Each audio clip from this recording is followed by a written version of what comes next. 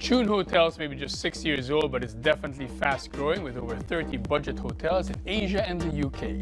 Fast growth in budget services shouldn't be a surprise with AirAsia's Tony Fernandez behind it. But also behind it is Red Planet Hotels, which develops and owns hotel properties signed to Tune in China, Indonesia, the Philippines, Thailand, South Korea, Japan, and Taiwan. Including 6 in the Philippines, Red Planet has 14 hotels, with 11 more in the pipeline. And last year, it bought a stake in Tune, cementing their partnership and expanding Red Planet's exposure beyond its 7-country franchise. Well, tonight, we'll talk to Red Planet CEO about the hottest tourism market in the world, in Asia, and the Philippines' competitive position in it. Good evening, I'm Coco Alquaz. This is Inside Business.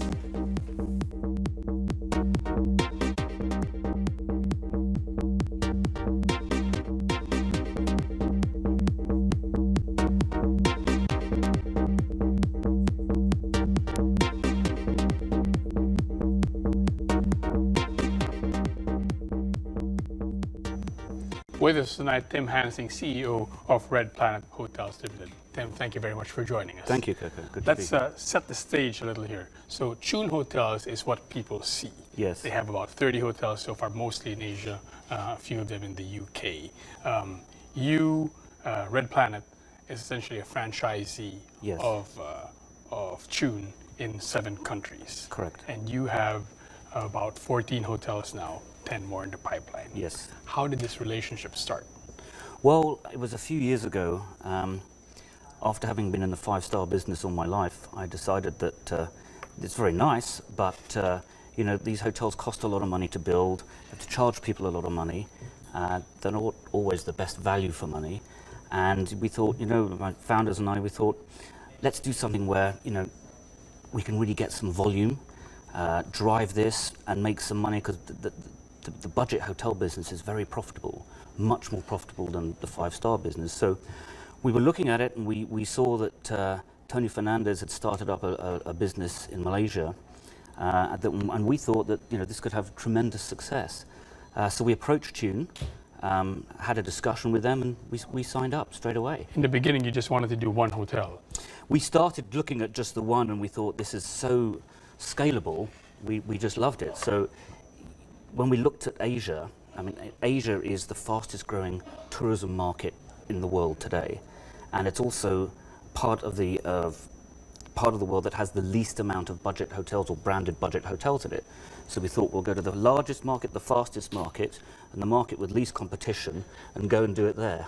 So that's why we kind of decided to do it. Like you said, before this, you'd been in luxury hotels most of your life, Movenpick first, and then Kingdom Hotels, which is owned by Prince Alawid. Right. Names like Savoy, The Plaza, Yes. Fairmont come into play there. How quickly into your hotel career did you realize that luxury hotels aren't as profitable as budget hotels? I think it's something that's just known generally, but a lot of people don't do it, certainly on a regional scale, because you have to build something quickly in budget hotels. Often you'll just do budget, like Premier Inns in the UK, or there's Fave Hotels in Indonesia. They just do it in one country. So we wanted to be different, because we wanted to build a regional platform very quickly. So we decided to do 3 countries straight away, Philippines being part of our first phase. Thailand, Indonesia, Philippines. Correct. Known as the TIPS sometimes, Okay. TIP, right? Fine. Yeah. Okay. Yeah. So yeah, we wanted to do those there right away, and build scale as fast as possible, because in the budget sector, if you don't build scale, you'll get eaten alive by your costs. So we built very quickly. We've opened about a hotel a month in the last 14 months, and we've got under construction now, as you said, 11 hotels. So they're all going to open up in the next 6 to 12 months. So we'll build scale. And you build them in about 18 months. Correct. Yeah. You like to build your own hotels. You don't want to buy an old building and You know, we will buy. 2 of our hotels, one in Japan and one in Thailand, are refurbishments. But generally, we like to, because then you can get, if you build your own, you can get the brand concept correct and keep it consistent. Because a lot of brands will badge a hotel, and there's quite inconsistency in some of their products. So we like to make sure everything's consistent. So if you stay in one Tune hotel in Thailand, it's going to be exactly the same as the one in Ermita here, for example, or Cebu.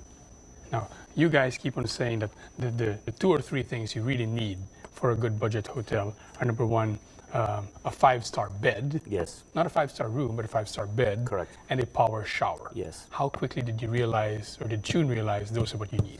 Well, it's just... And why the power shower? What are the two things that you know every guest in the hotel is going to do? He's going to get in the bed, and he's going to have a shower, mostly. So that needs to be your focus, right? So what's the one thing a guest does in a hotel room for the longest period of time that he's in there? He's in the bed. Okay, so the bed has to be the focus. And so providing this five-star bed, and it's super comfortable. I have one, I sleep on one in my own home, and I remember selecting it, and it's a fabulous experience. And then power shower, because often in some hotels you put the shower on and there's this dribble of water, or the water comes out and it goes each side of you and doesn't actually hit you because they haven't cleaned it properly, right? So it's this sort of attention to detail. It's very, very basic and simple, but you know, we have one of our core values at Red Planet with 4 core values. The top one is keep it simple and do it properly. So that's what we've done. We've kept everything simple. We think about things and make them simple, and then just do it properly. One of our sort of success criteria is, you know, the guest has to leave the hotel, right? Walk out of there and think, that was value for money. How many times have you left a restaurant or a hotel and you walk out of there and think, that was eye-wateringly expensive? Did I get value for money? And the answer is no. There's a lot of times when you've walked out and you haven't had value. So the whole brand concept, the bed, the power shower, is all about providing value for money and having people come back to us. Who's the market? You know, in each country that we operate, the largest market is the local nationals. So in the Philippines, it's about 80% of our business. Where do they used to go? They used to go and get ripped off at larger hotels, and they are more expensive hotels, and they used to stay at budget hotels that are falling to pieces. So there's an obvious, to us there was an obvious gap in the market for this. So we've got 5 hotels. We opened the 6th today, so we had the 5 hotels in the Philippines. Year to date, their performance is 85% occupancy, which is fabulous. You know, it's a resounding, if you like, vote of confidence. What's your average occupancy across the board?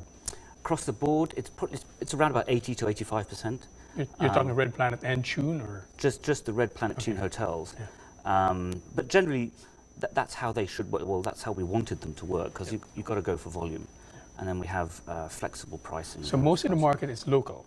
Yes, you know, and 50% of our business, 70% of our business is booked within the last week before stay. What does that tell you?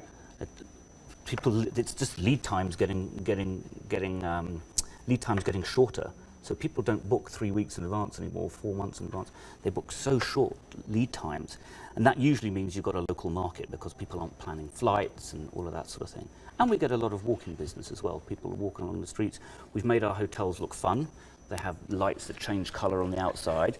And when we opened Ermita, the traffic in the road came to a standstill when we hit the lights on when we did our opening, because everybody couldn't believe this changing colours of lights. So we make them fun and exciting, not tawdry and boring. Talking about fun and exciting, when people, especially outside of Asia, talk about Asia, what comes to their mind is exotic, resorts, etc. But you're not in the resort industry. No, throughout my career, I've looked at, we've owned resorts, and they're always the most problematic of the hotels. There's a terrorism event, and then all the tourists go, but the businessmen still have to go. So you kind of want to be. It's all about protecting your downside in the hotels. Resorts have such terrible seasonality, and it rains, so nobody's going to come and stay with you. So you're always dealing with these challenges, and you've got enough to do in your life without having to deal with all of this sort of stuff. So we've kept it simple, right? We've just gone to the places that are busy all year round, and that's where we're building hotels. So if I heard you correctly, you've picked what would seem to you, at least, to be the most profitable part of the hotel industry. Yes. And you're only doing it in places that have little seasonality, meaning they're going to be 85% year-round. Yes. That's in cities. Yes. What are you missing out on by not being in the resort side? I'm missing out on fewer people. right? The Tune brand isn't really a resort brand anyway, and it's and the budget sector really isn't designed for resorts.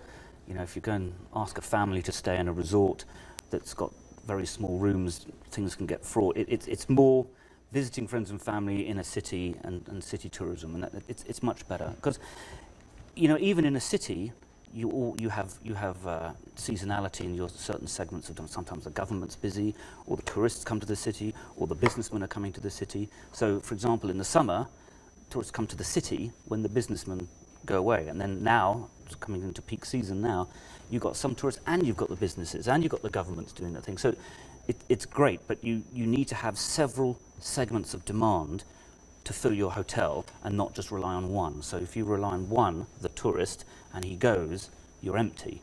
I guess what threw me off there is the link between Red Planet and of course Tune with AirAsia. Yeah. Budget airline. Yes. Lots of tourists rather than businessmen. Right. So I thought that there was a stronger link there, and therefore you had to provide that kind of experience for them. Just because you're in a resort doesn't mean to say that just to say if you're in a city doesn't mean to say you're not catering to tourists. It just means that you de-risk your hotel's performance because you cater to other markets as well. Yeah. So we do cater to tourists, a lot of them, and they all come to cities. But we have good relationship with AirAsia, and we bundle up packages and sell them. How many percent of your guests are AirAsia passengers? Those that book through AirAsia and book through Tune, probably about 10%. Those that are, let's call it wider, those that are travellers on budget airlines, I think a significant amount.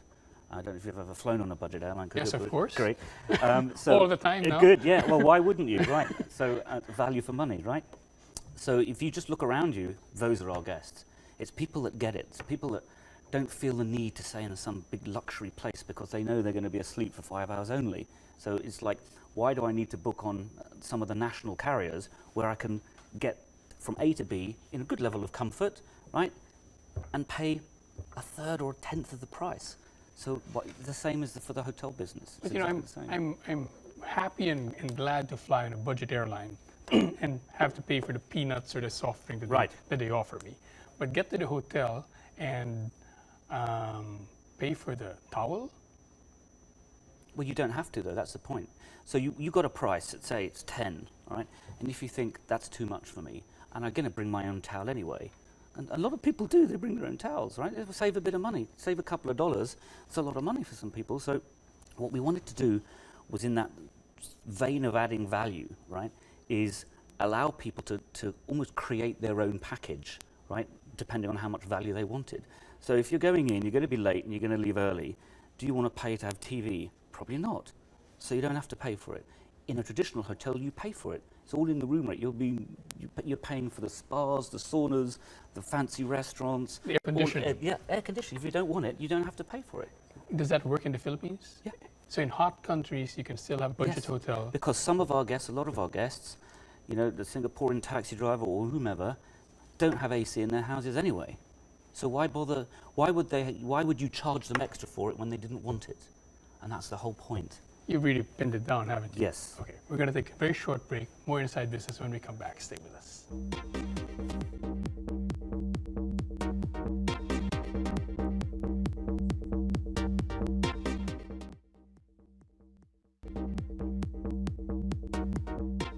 Welcome back. We're still with Tim Hansing, CEO of Red Planet Hotels. Tim, you've worked with some larger-than-life characters in your life. Your last employer was Prince Alawid, one of the richest men in Saudi Arabia, probably the most influential person out of Saudi Arabia, businessman in terms of business at least. And now you work with Tony Fernandez. What's it like working with people like that? You know what? They are demanding. They have a vision that they want to see achieved, and they kind of pull the levers and drive the people to get that vision done. And they are very similar. I've met a number of, in my time with His Highness, I met a number of key strategic players in many industries, presidents and prime ministers, and they're all this sort of the same personality type. They're just incredibly focused, incredibly driven, and they know what they want to get done, and they don't get sidetracked by the noise. So And they don't suffer fools either, do no, they? not at all. And that's excusable given their position, is it? Correct. Tony Fernandez, he started out in the music industry, Yeah. goes into the airline industry, now in the hotel industry. You've partnered with him essentially Yeah. to build hotels in 7 countries for him. How long is that relationship going to last? Well, I think it's going to last a very long time. Because last year you bought part of the company. Correct. Correct. Now that we own 17% of it, I sit on the board with Tony. We have a board meeting on Thursday. We're working on how to bring the 2 companies more together and more aligned, save costs on both sides. So we have a great working relationship, and it's sort of built up over the last year and a half since we had our ownership. And it's fun, and Tony is driven, and he wants to make the business a success. And he has plans to IPO Tune. We have plans to IPO Red Planet.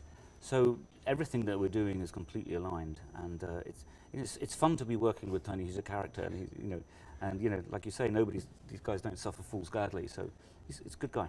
You're planning to IPO Red Planet in about 2 or 3 years, right? Yes. But currently you already have 1 or 1.5 situations where you're essentially public companies in 2 different countries. Correct. Japan and Indonesia. Yes. Is that going to happen in the Philippines as well? It's a really good question, because we were thinking about what we're going to do with the Philippines. Because what you've done in those 2 countries is essentially what's known as a backdoor listing. Correct. Which is a very hot topic whenever it comes up in the Philippines. Right. I think for the Philippines, we've got an existing track record. We've got hotels that are performing well. We've got other hotels that are under construction. So I think for the Philippines, we could potentially do an IPO of the Philippine business. So not a backdoor listing? Not a backdoor. I don't think so at this moment. We haven't got plans to. But we are beginning to float the idea that it would just be a good old-fashioned IPO. Why is that better or more advisable than a backdoor? Which is usually faster. It is faster. But I think, in the countries that we've done it, we haven't got a lot of hotels that are open as yet. Here we've got more than anywhere else. So I think you can go and shout about your track record louder, and people can look at the performance of the hotels and get excited about it. So when it's all about value, right? So you've got to drive the value. When might you have an IPO in the Philippines? I wouldn't rule it out next year. I can't say that it is, but timing-wise, that's probably quite good, because we'll get a few more deals done. So we've got pipeline, we've got growth. Because people in an IPO, especially in hotels, they love to have a growth story. So we can't just say we're done. It's got to be a story of growth, of future value. Obviously, we've got to live up to that story. So next year if it happens, potentially next year could be some good timing. Now, of your 7 franchise countries, the Philippines is where you have the most hotels, or is that right? Yes. Why did that happen? What about the Philippines made it the number 1? Well, I think what happened here is that there's been a period in, if you like, the hotel history of the Philippines. There's been a recent period of probably about 10 years where people haven't really looked at the hotel sector. You've had a lot of old hotels, and they're just getting older and older. And actually, when I was with His Royal Highness, we saw this opportunity as well, and we did the deal on Raffles here in Manila. But there was basically what we felt would be an undersupply situation when the economy picked up, and the economy started to pick up. And when hotels react very quickly to economic changes. They're a great indicator actually of economic activity is hotel occupancy. So we saw occupancies beginning to build, and we thought, okay, now's the time. So we went, and it was effectively low-hanging fruit. We had no competition. Nobody else was running around trying to build hotels and do what we were trying to do. And we had a few people help us out here who were very useful and supporters of us. And so we just saw that there was an opportunity and thought, okay, let's grab this as fast as we can. The Gokongways with their Go Hotel, they also, of course, own Cebu Pacific, so it's kind of like a parallel to Sure. AirAsia and Tune. They've tried to do it as well. What's that competition like? They're not where we are at the moment, and I think looking at where they are, they're in cities that we probably wouldn't go to. But frankly speaking, the budget industry is in such its infancy. You know, there's lots of room for everybody, and you know, if they want to build some hotels, that's great because people get used to budget hotels. They get used to the concept, which is good. So we don't have to train people or educate people to get used to good quality and great value. So you know, it takes time. So if they're more, the merrier. When you were with Prince Alaoude and you signed that deal for the Raffles here with the Ayala Group, you must have met the Zobels. And they're now trying to put up a hotel chain, or in the midst of putting up a hotel chain called Seda. Right. What is that? That's obviously not in competition to you. That's more a businessman's type hotel. Yeah, it's like a boutique hotel. More businessman's boutique type of hotel. What's the market like there? Well, it's not as good as where we are, frankly speaking, because, like I said, we're, if you like, at the base of a triangle. So you've got this triangle, right, of demand, and the top is satisfied by Four Seasons and the Fairmonts and all that. So, and that's the companies you used to work for. Correct, and that's a smaller amount of business. We went for the biggest piece of business, which is at the bottom, which is, if you like, is the bottom of the triangle. So there's more people staying in budget hotels than there would in luxury hotels. So we've gone for that piece. Now in the middle, it's obviously getting smaller and smaller. That's not our bag. We want to be right, we come from right where we are in the largest sector of it. But don't you miss being able to walk through a fabulous lobby and go into a nice, ultra comfortable room? Well, they're all a bit precious, really. I think, you know, I like real people and real things and making a difference to people's lives. You know, we invested, in the Philippines, we've invested $80 million for those 10, $85 million, sorry, for those 10 hotels. And that's direct foreign investment into the Philippines. So we've created jobs in construction companies, the tourism industry, all sorts of things. And so it's a tangible thing that we're doing here for the local economy and for the local guys here. I mean, we do corporate social responsibility days twice a year. Well, the next one's in November. Look out for that. And, you know, we're doing a feeding and education program for disadvantaged kids, right? We're going to do that here in the Philippines in November, and we do it across all of our hotels.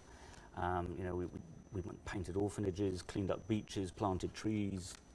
What does the Philippines need to do to improve its competitiveness in the tourism market further?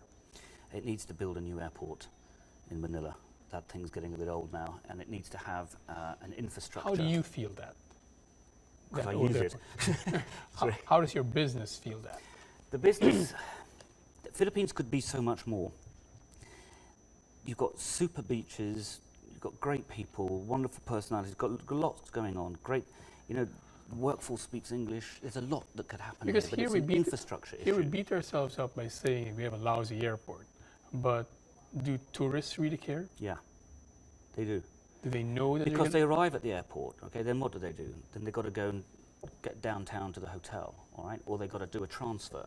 So if they arrive internationally in Manila, you've got to get out and then transfer to the other terminal. And that can take you hours sometimes. You know, and tourists are sometimes uncomfortable in areas where they're not used to being. So you have buses and coaches, but then you sit in the traffic for hours on end. So it's about infrastructure. It's about a railway system. It's about airplanes, airports. What country is doing that well? Well, Dubai did it fabulously well. I mean, they had a checkpoint, right? But that's a great success story, is Dubai. You know, France does it well, but, you know, the US do it well. A lot of places do it well. Japan does it well. The Japanese have realized how much money is being made on foreign tourism, and they've just dropped visa requirements for Thais and Malaysians so that people can get there easier. It's all about making everybody's life easy and providing an infrastructure. So that's the best thing that could happen. So you're going to open 4 hotels in the next 8 months or so, bringing up to 10. Yes. What's the target by, let's say, 2015, 2016 for the Philippines? Probably another 6 or 7 more. Again, looking for that growth. But obviously being selective where we go, making sure that there's the right demand characteristics. So the same pace, and then the same pace of openings. Once we've opened, once we've got our 10, it'll be slightly less, probably once every 3 months, 4 months, something like that. That's still very slow. fast. Yeah. Now, the reason you build these hotels in 18 months, you have a template for that already. Yes. How important is it that the rooms are, what is it, 15 square meters? Yeah, or it's something? critical. Absolutely critical. Otherwise, what? Well, otherwise you start getting guests expecting something the same and it's different. So what's also important is, of course, each room costs us about $44,000 to build. So if I start changing the room sizes, then and the model's based on that, return on capital employed, payback 5 years. If I change the room sizes, make them too small, people won't come because it's too small. And then if I make them too big, they cost too much, I won't get a return. So it's a balance. And as more competition come in, don't you have to offer more amenities? That's called amenity creep in the hotel business, and it's something that we don't do because we're a value brand. We're providing value. So why charge extra for slippers and all of this stuff that people probably don't use anyway? But as competitors come in and they see your model and they replicate your model, how do you differentiate? It's about providing an international level of service, an international level of maintenance, and keeping up with social media and all of that stuff. Because what we like to think is as an international company, is filled with international hoteliers, that we can make sure that we always stay ahead on the latest trends, right? And where we win over maybe a local guy, a mum and pop operation, is that we've always got the maintenance is always up to date, the rooms are always being repainted, nothing starts to look old and crumbly. We've always got to make sure that that's sort of done. And it's the guys and girls that work in the hotels, keeping them fresh and interested and excited. We have a 1% staff turnover ratio in our hotels across the company. And it's the same here because we look after our staff, it's important to us, and we train them and train them and train them some more. They always know what's going on, they're always up to speed. And the whole company here is run by Filipinos. We have no expats at all. And so local people know what they're doing, and it's great. And is that the Philippine ability, Philippine talent?